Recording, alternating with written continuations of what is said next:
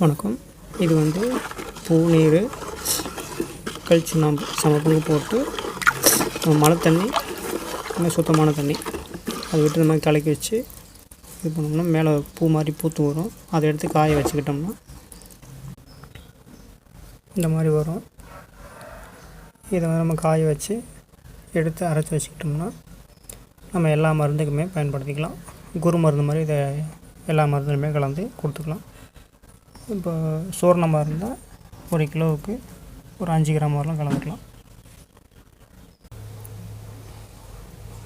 இதுதான் அந்த கல்சுண்ணாம்பு பூநீர் பூத்ததை எடுத்து அரைச்சி வச்சுருக்கோம். குரு மருந்து மேற்படி நம்ம பசுப்பம் செந்தூரம் அதுக்கெல்லாம் வந்து 10 கிராமுக்கு 1 கிராம் கலந்து மருந்துக்கு பயன்படுத்திக்கலாம். நன்றி, வணக்கம்.